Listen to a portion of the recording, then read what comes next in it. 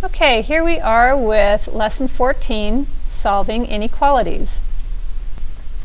So take a look at the opening exercise on your lesson worksheet and read the problem about the carnival.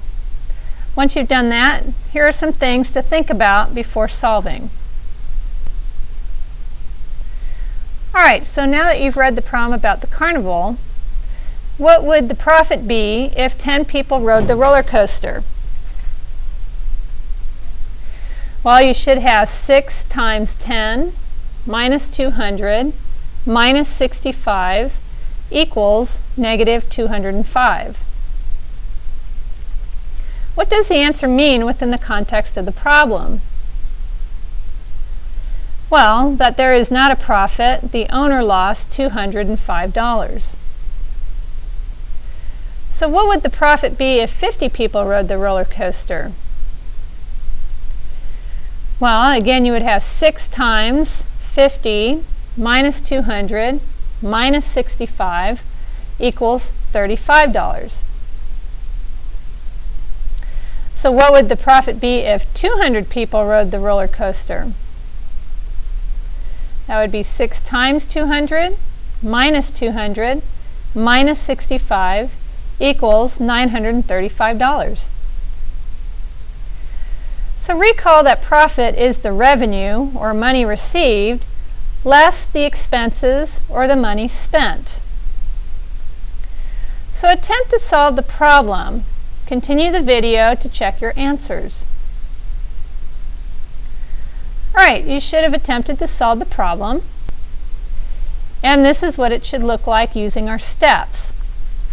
So it asks you to write an inequality used to find the information of the minimum number of people, P, that must ride the roller coaster each day to make a daily profit.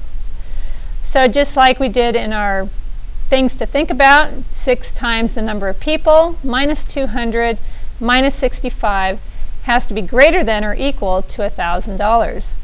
Then again, showing our steps, we combine the constants so that we have negative $265. Then, in order to isolate our variable of P, if we have minus 265, we want to add 265 to both sides of the inequality. That gives us 0, and this gives us 1,265.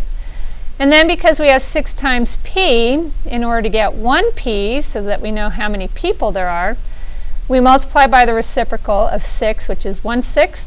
Again, if we do that to one side of the inequality, we do it to the other side, which basically sets up 1,265 divided by 6. And so we end up with P is greater than or equal to 210 and 5/6. So what does this mean in the context of the problem? There needs to be a minimum of 211 people to ride the roller coaster every day to make a daily profit of at least $1,000. Alright, so let's go ahead and discuss this problem, and you can take whatever notes you need to in the journal. So recall the formula for profit, which is revenue minus expenses. In this example, what expression represents the revenue and what expression represents the expenses? Well, the revenue is the money coming in, and that would be $6 per person. The expenses are the money spent or going out. So this would be the daily cost of renting the ride, which is $200 per day, and the daily cost of the safety inspections, which is $65 per day. So why is the inequality greater than or equal to used? Well, the owner would be satisfied if the profit was at least $1,000 or more. The phrase "at least" means greater than or equal to. So was it necessary to flip or reverse the inequality sign? Explain why or why not. Well, the answer is no. It was not necessary to reverse the inequality sign. This is because we did not multiply or divide by a negative number. Describe the if-then moves used in solving the inequality. So if you go back and look at the steps and follow along with this explanation.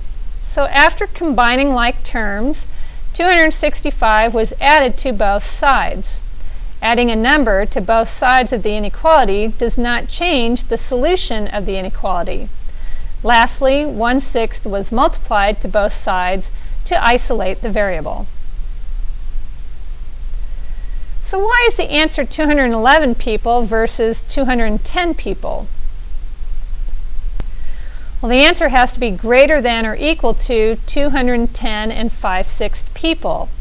Since you cannot have 5/6 of a person, if only 210 people purchased tickets, the profit would be less, or would be $995, which is less than $1,000. Therefore, we have to round up to assure the profit of at least $1,000. It's not going to be exactly $1,000, but it's going to fit the requirement that it has to be $1,000 or more. So the variable P represents the number of people who ride the roller coaster each day. It is important to clearly define P as the people riding the roller coaster per day versus people who ride it the entire carnival time. How would the inequality change if P were to represent the number of people who rode the roller coaster the entire carnival? Well, since the expenses and profit were given as daily figures, then P would represent the number of people who rode the ride daily. The units have to be the same. If P were for the entire time of the carnival was in town, then the desired profit would be $1,000 for the entire 5.5 days instead of daily. However, the expenses were given as daily costs.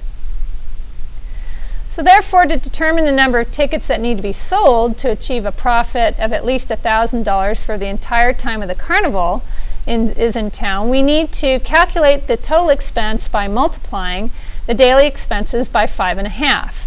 So the new inequality would be 6 times P minus 5.5 times 265 is greater than or equal to 1,000. Which would then change the answer to 410 people overall. So what if the expenses were charged for a whole day versus a half a day? How would that change the inequality and the answer? Well, the expenses would be multiplied by 6, which would change the answer to 432 people. So what if the intended profit was still $1,000 per day, but P was the number of people who rode the roller coaster the entire time the carnival was in town? Well, the expenses and the desired profit would be multiplied by 5.5. The answer would change to a total of 1,160 people. All right, so let's take a look at example 1 on your lesson worksheet. A youth summer camp has budgeted $2,000 for campers to attend the carnival. The cost for each camper is $17.95, which includes general admission to the carnival and 2 meals. The youth summer camp must also pay $250 for the chaperones to attend the carnival and $350 for transportation to and from the carnival. What is the greatest number of campers who can attend the carnival if the camp must stay within its budgeted amount? So first, let's look at the important information. So using the highlighted information, let's set up the equation. The camp can't go over $2,000, so it has to be less than or equal to $2,000. So that part of the equation is less than or equal to $2,000. The next part, it pays for each camper $17.95. So that means we're going to designate C to represent the number of campers. Therefore, since each camper is $17.95, we have a multiplication term of 17.95 times C. So the fee for each camper plus the fee for the chaperones and the fee for the transportation, which is $250 and $350, are combined, which gives us 17.95 C plus 250 plus 350 is less than or equal to $2,000. So simplifying and solving the equation will give us these steps. So our original equation, or inequality, then we combine like terms. 250 plus 350 is 600. Now we have to start isolating our variable. So if we're adding 600, in order to take that out or cancel it, we're going to subtract 600 from both sides. That leaves us with 1400. And then 1795 times c, to multiply by the reciprocal, would be 1 over 17.95 to both sides, which sets up our division. 1400 divided by 17.95. And when you do that, you will get 77.99. And c is less than or equal to that number. So in order for the camp to stay in its budget, the greatest number of campers who can attend the carnival is 77 campers. So why is the inequality less than or equal to used? Well, the camp can spend less than the budgeted amount, or it can spend the entire amount, but it cannot spend more than the $2,000. So describe the if-then moves used to solve the inequality. Well, once like terms were collected, the goal was to isolate the variable to get zeros and ones. If a number such as 600 is subtracted from each side of the inequality, then the solution of the inequality does not change. If a positive number, 1 over 17 and 9500ths, is multiplied to each side of the inequality, then the solution of the inequality does not change either. So why did we round up instead of, or why did we round down instead of rounding up? Well, again, based on the context of the problem, the number of campers has to be less than 77 and 9900ths campers. Rounding up would be 78, which would be greater than 77.99. Thus, we have to round down, because if we round up, we're going to end up spending more than $2,000. How can the equation be written to clear the decimals, resulting in an inequality with integer coefficients? Write the equivalent inequality. Well, since the decimal terminates in the hundredths place, to clear the decimals, we can multiply every term by 100. The equivalent inequality would be 1,795 times c plus 60,000 is less than or equal to 200,000. All right, let's go ahead and take a look at example 2.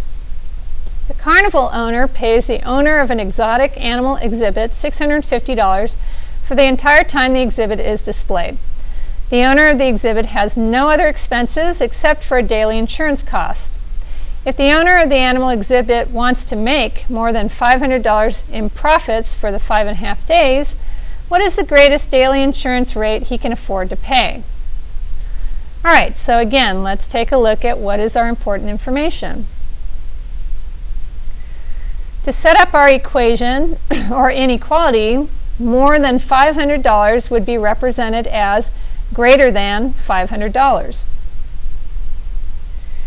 So the exhibit owner makes $650 for the exhibit, but has to pay a daily insurance fee of some unknown amount, and we're going to let I represent the insurance fee. The exhibit runs for 5.5 days, so the amount of insurance paid is 5.5 I, or 5.5 I. So all of this together creates this inequality statement. 650 minus 5.5 times I is greater than $500. So simplify and solve for the inequality for I. Try to do this by yourself and then continue the video. All right, so you should have something that looks like this. 650 minus 5.5i is greater than 500. So if we want to get rid of this 650, we have to subtract it. We have changed the order of this, and remember, in order to flip these around, this is plus a negative 5.5i. So that is why we have negative 5.5i here. We are subtracting 650 from both sides, and we are left with negative 5.5i plus 0 is greater than 150. Well, in order to clear out and isolate I, the reciprocal of negative 5 and 5/10 is 1 over negative 5 and 5/10. When we do that, the negative times the negative creates a positive I, which is right here. Plus, while we're doing that, notice that our sign switched. Our greater than inequality changed to less than, because again, we're multiplying by a negative number. So 1 over 5 and 5/10 times negative 150 also gives us a positive 27 and 27/100. So I has to be less than $27.27. So the maximum daily cost the owner can pay for insurance is $27.27.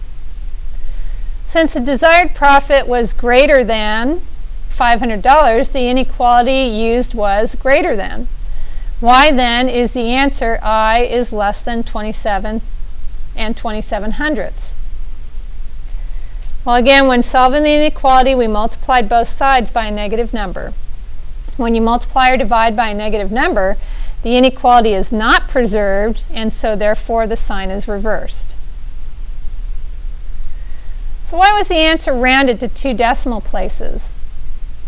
Well, since I represents the daily cost in cents, then we are working with money. The decimal is rounded to the hundredths place or to 2 decimal places. So the answer is I is less than 27 and 27/100. Notice that the inequality is not less than or equal to. The largest number less than 27 and 27/100 is 27 and 26/100. However, the daily cost is still $27.27. Why is the maximum daily cost $27.27 and not $27.26? Well, again, the profit had to be more than $500, not equal to $500. The precise answer, if you did this on your calculator, is 27.27 repeating. Since the answer is rounded to $27.27, the actual profit, when $27.27 is substituted into the expression, it would be 501/100th, which is greater than $500. So write an equivalent inequality clearing the decimals. Well, if you did that, it would be 6,500 minus 55i is greater than 5,000. So why do we multiply by 10 and not 100 to clear the decimals? Well, the smallest decimal terminates in the tenths place, so since that is evident, we only need to multiply by 10 to ensure that we have no decimal places. All right, let's take a look at example 3. Several vendors at the carnival sell products and advertise their businesses. Shane works for a recreational company that sells ATVs, dirt bikes, snowmobiles, and motorcycles. His boss paid him $500 for working all the days at the carnival, plus 5% commission on all the sales made at the carnival. What was the minimum amount of sales Shane needed to make if he earned more than $1,500? So, again, what is the important information? Well, Shane makes $500, so that is going to be a positive 500. He also makes 5% commission on sales, which we don't know how many sales he made, so we'll let S represent the sales. Therefore, 5% of the sales is 5% of S. Converting s to a usable number, we get 5% is equal to 5 over 100, because 5% means 5 hundredths. So therefore our term is 5 hundredths times s. So the minimum amount of sales that Shane has to make means that it can't be less than 1,500, but it can be more. Therefore, the inequality is greater than $1,500. So let's put this all together, and we have 500 plus 5 hundredths times s is greater than 1,500. So let's simplify and solve the equation. Starting with our original equation, again we can flip it around so that our 500 constant is closest to our inequality sign. Then we can subtract $500 from both sides. That leaves us with 0 on this side and helps us start to isolate our variable of s. So if we have 5 hundredths s is greater than 10,000, or this should be 1,000, the comma's in the wrong place, then this would be multiplying by the reciprocal, which is 100 over 5. Do that to both sides. 100 times 1,000 divided by 5 is 20,000. So s has to be greater than 20,000. So the sales had to be more than $20,000 for Shane to earn more than $1,500. So recall from Module 2 or Unit 2 how to work with a percent. Again, percents are out of 100, so what fraction or decimal represents 5%? Well, again, that's 5 over 100, or 0.05. So how can we rewrite an equivalent inequality containing only integer coefficients and constant terms? Write the equivalent inequality. Well, every term can be multiplied by a common denominator of a fraction. In this case, the only denominator is 100. So after clearing the fraction, the equivalent inequality would be 50,000 plus 5 times x is greater than 150,000. So now solve the new inequality. Well, 50,000 plus 5x is $150,000.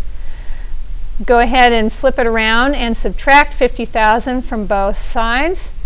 That leaves you with 5x is greater than 100,000, and 1/5 of 5x is x, and 1/5 of 100,000 is 20,000. So it just is another way to make our calculations more accurate is if we understand what we can do to clear out those fractions or decimals. Alright, so to wrap it up, the key to solving inequalities is to use if-then moves to make zeros and ones to get the inequality to form a number x greater than a or x less than a number. Adding or subtracting opposites will make zeros. According to the if-then move, a number that is added or subtracted to each side of an inequality does not change the solution to the inequality. Multiplying and dividing numbers makes ones.